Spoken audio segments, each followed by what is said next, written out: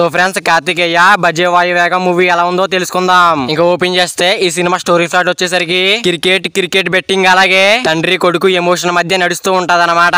ఇంక ఈ cinema starting 30-40 minutes అయితే పెద్దగా ఏమీ ఉండదు. ఏదో హీరోయిన్ ఉంటది, హీరో ఉంటాడు, ఏదో అలా వెళ్తది అనమాట.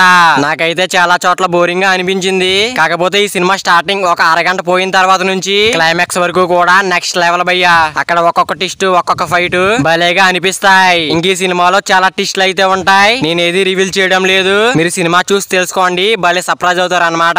ఇంకా సినిమాలో మైనస్ పాయింట్స్ గురించి చెప్పుకోవాలంటే ఇంకా సినిమాలో సాంగ్స్ అయితే ఏది కూడా అంత ఇదిగా అయితే అనిపించలేదు అనమాట. ఇంకా బీజిఎం అయితే ఇంకొంచెం బాగా ఇచ్చుంటే బాగుండేది. ఇంకా సినిమాటోగ్రఫీ కూడా బాగానే ఉంది. ఇంకా ప్రొడక్షన్ వాల్యూస్ విషయంలో కూడా ఇంకొంచెం రిచ్ లుక్ లో తీసుంటే బాగుండేది.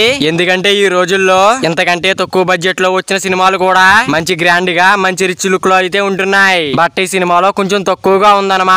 నెక్స్ట్ వచ్చేసరికి స్టోరీ అయితే అంత బీభత్సంగా ఏముండదు, చాలా సాదా స్టోరీనే. కాకపోతే ఈ సినిమాకి ప్లస్ పాయింట్ ఏంటంటే తెలిసిన కథనే రకరకాల చిక్కుముడులు వేసుకుంటూ ట్విస్టులు పెట్టి మంచి ఎంగేజింగ్ గా చెప్పారనమాట.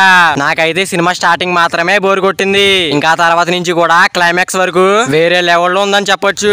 ఇంకా హీరో కార్తికేయ అలాగే మిగిలిన ఆర్టిస్టులు అందరూ కూడా కొంచెం డీసెంట్ పర్ఫార్మెన్స్ ఇచ్చారు. ఇంకా ఓవరాల్ గా ఈ సినిమాకి నా రేటింగ్ ఏంటంటే 3.5 రేటింగ్ మాత్రమే. మరి కార్తికేయ బజే వాయువేగం మూవీ టికెట్స్ మీలో ఎంతమంది బుక్ చేసుకున్నారు కింద కామెంట్ చేయండి ఫ్రెండ్స్. మరి వీడియో అందరూ చేరాలంటే వీడియో ఒక లైక్ చేసుకుని అలాగే ఛానల్ ని సబ్స్క్రైబ్ చేసుకుని పక్కన బెల్ ఐకాన్ ఆన్ లో పెట్టుకోండి. Thank you for watching guys.